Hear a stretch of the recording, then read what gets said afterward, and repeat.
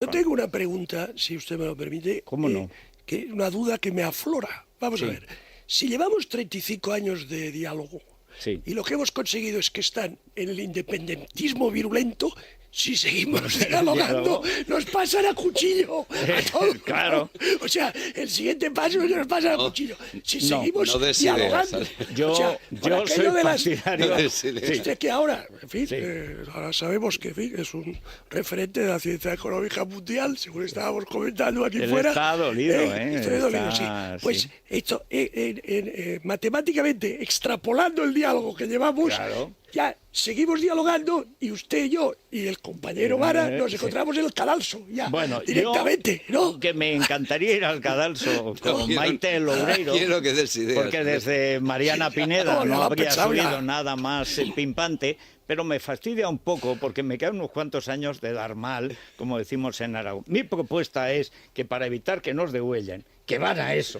No, si seguimos dialogando, digo. Si seguimos dialogando. No más diálogo. El Barça fuera de la Liga, el Español que se vaya con el Barça, que es lo que quieren, pues muy bien.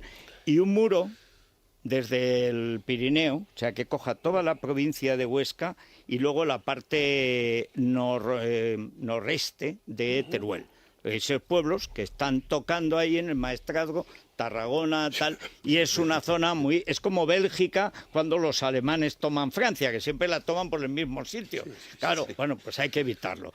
Y en ese muro, que sería como la valla de Melilla, allí los paisanos de Durán y Lleida, provistos de garrotes y cachirulos, estarían a ver. En cuanto saltara por allí Durán a tomar aquello... ¡Bam! O sea, el célebre diálogo que está en los bares de carretera de toda España, el bastón, si no pagas me descuelgo, que es el truco o trato de Halloween, pero un poco a lo bestia, ¿no? Pues exacto. O sea, me sumo pues a la negativa al diálogo. Yo no quiero dialogar. Pero usted, es más, que no me dialoguen. No es que yo no sea dialogante. Sí. E incluso, si me permite que me ponga más fino, dialógico. Sí. Pero, claro, digamos que la evidencia empírica me ha demostrado que 35 años de diálogo nos han llevado al independentismo ya rabioso, aparte de la quiebra. Sí. Entonces yo, extrapolando, digo, pues si sigo dialogando, lo siguiente ya es que... El cadalso, la guillotina. Me cuelgan, o sea, por tanto...